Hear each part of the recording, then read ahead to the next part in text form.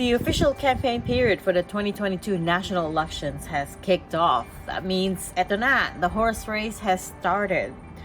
But do you know what the candidates can and cannot do? Like, how much are they allowed to spend?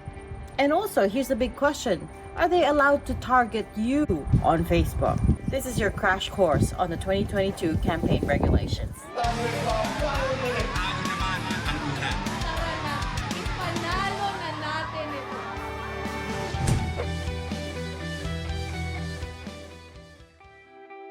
Now, first of all, let's not forget we're still in the middle of a pandemic, which means we offer you a tandem endowed with wisdom and experience. Sama-sama po tayong babangon muli. Hindi ako kinakabahan dahil tinitiyak ko walang kayang tumumbas sa pinagbigkis nating lakas. for any in-person event, there are health protocols and rules that everyone, no matter where in the country, has to follow.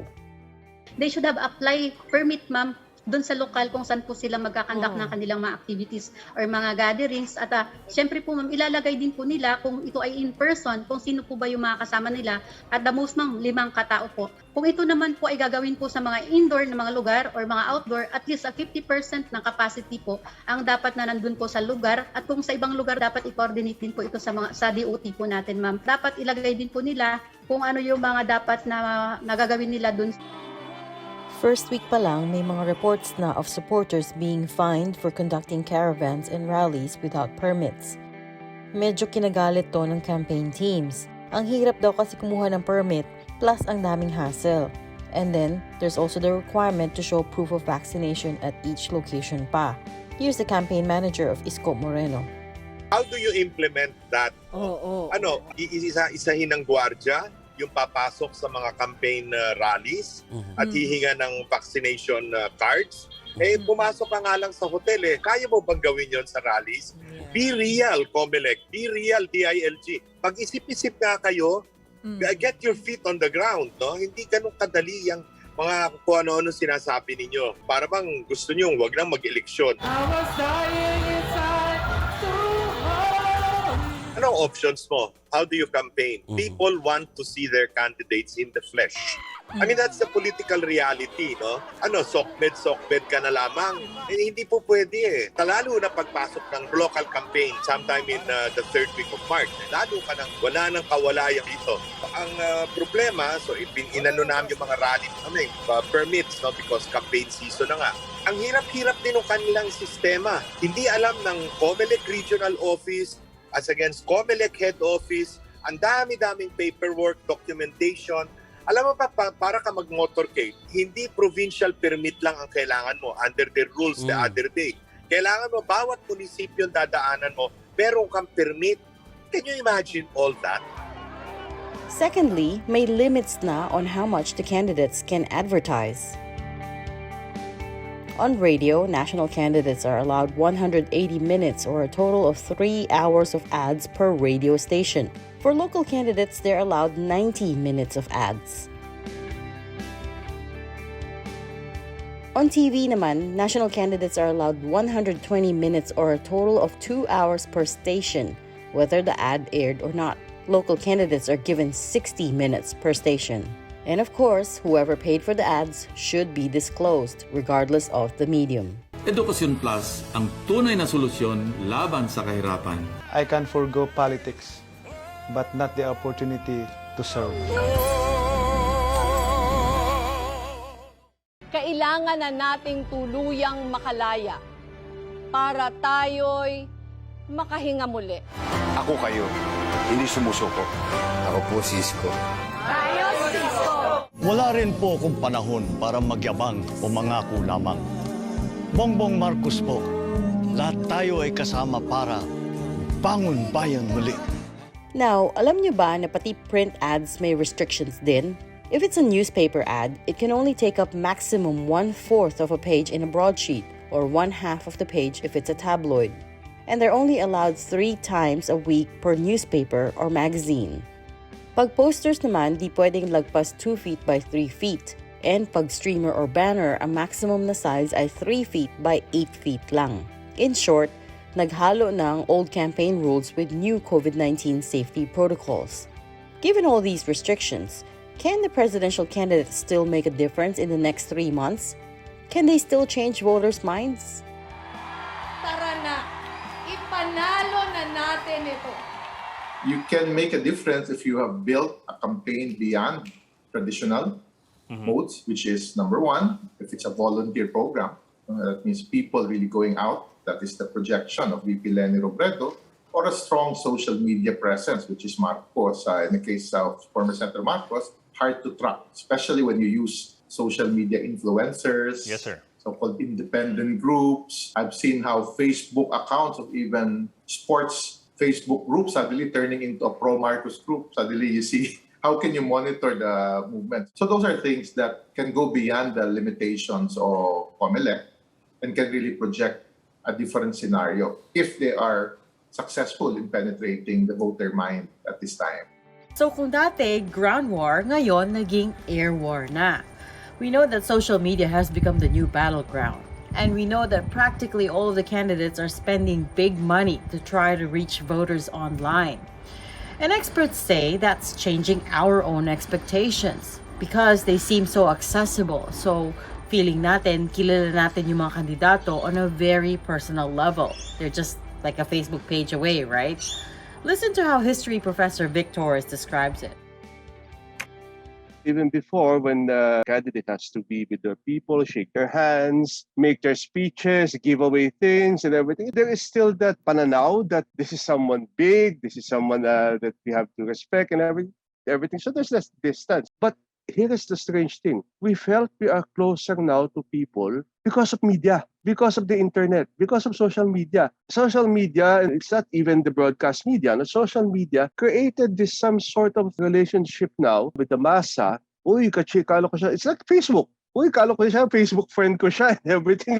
It's troubling because we are merely using politicians who are supposed to be leaders into talking heads, not even figureheads.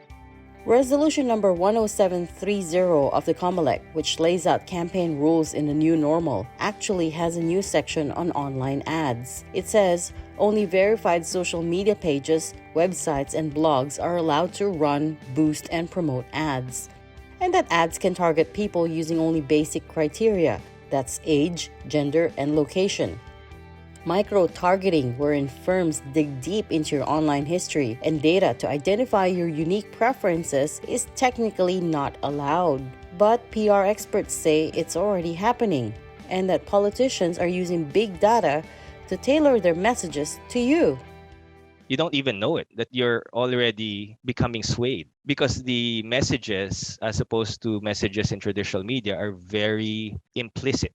Right? So it's not like vote for Lenny or vote for Bongbong. Si Bongbong hindi niya papayagan na makurtail yung freedoms mo. If you're able to hire an army of 5,000 surrogates, and these 5,000 surrogates, each of them are able to reach 1,000 people through their social media networks, that's automatically 5 million people on the first stage. And those 5 million people, if they talk to another 10, panalo ka na. Doi is the founder of the agency M2.0 Communications. He's been studying the media landscape and analyzing social networks for years. He says there's widespread use of surrogates online, which is another term for paid influencers. And then these surrogates infiltrate communities and tell you things that they think you want to hear. What I'm saying here is there is no longer any authentic message. It's all about ano kaya yung kiliti ni Regina. Tapos kikilitiin ko siya by finding a surrogate that she has affinity with, and this surrogate will say things about my candidate that she would like to hear. It's a scary thought, diba? That you're being targeted in a sneaky, underhanded manner. That nearly all of the things you do online, like what pages you like, the kind of comments you write, the products you buy, all of that is being harnessed now for political gains. That's why Doi says, now that it's open season, you have to watch what you read online, especially since these kinds of outreach aren't covered by the COMELEC's rules on campaigning. quite overt, right? So a surrogate would say, si Duterte talagang pinakamagaling. Tapos, botohin ko yan. Botohin niya rin kasi kaibigan ko kayo, di ba? Nowadays, the surrogates imply that the values of our particular political candidate align with certain communities. But at the same time, political scientist Professor Julio Tihanki says there are also downsides to running a campaign focused entirely on social media. Now, the Marcos camp wants to control their narrative by relying strictly on social media, where BBM can play cute with the bloggers, and influencers, and spin myths about the golden era and the Taliano gold. Pero at the end of the day, again, this can also backfire because those who live by social media can perish by social media because these same interviews can now be seen all over 24/7. And if you're not present in this serious conversation, then hanggang doon ka na lang sa pakyut, di ba? Another thing that's new in this year's campaign rules is the e-rallies. Comelec put up a page to provide free live streaming to the national candidates in an effort to keep up with the times. There will be a live stream every night starting February 8th featuring various politicians. This helps even the playing field a little bit for the candidates who don't have a lot of money to spend on ads. But again, analysts say it's not enough. We need to ask questions. We need to go deeper than what they propose as their programs. And we need to share it, tell it to the general public. That's the important role. As other groups in Philippine society tries to put pressure on candidates to explain to them who they are really, but it's media that has a broader reach. That's what we need in Philippine society today. As we go into a different election season, where suddenly social media, which was simply introduced in 2016 in Philippine elections, might be the dominant. It has overtaken radio already. It has overtaken newspapers already. They're a source of news based on our studies. We hope it doesn't overtake mainstream TV. And finally, the most important rule in the election code, campaign spending. Actually, the rules haven't changed on this one. 10 pesos pa rin per registered voter ang pwedeng gastusin ng mga kandidato for president at VP. That means, since there are around 65 million registered voters nationwide for this year's polls, a candidate for president can only spend a maximum of around 650 million pesos during the 3-month campaign period. Also, foreigners aren't allowed to contribute or donate in any way to any political party. At the end of the day, despite the millions being spent on social media, experts say nothing beats in-person campaigning. There's the story of Diosdado Macapagal who had to go to an island to campaign there because sinasabi nga niya, walang politician doon na pupunta doon sa islang yun. Ang dami-dami daw botante. So that's what he did. He hired a banka, he went there, he campaigned a bit.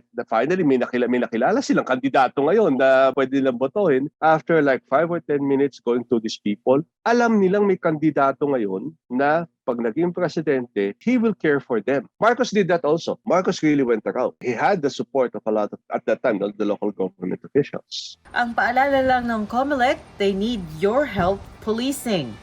Basically, anyone can report any campaign violations at any Comelec office nationwide or even just through their social media pages. Because we do all want a fair and free elections, right? I'm Regina Lay. Thanks for watching.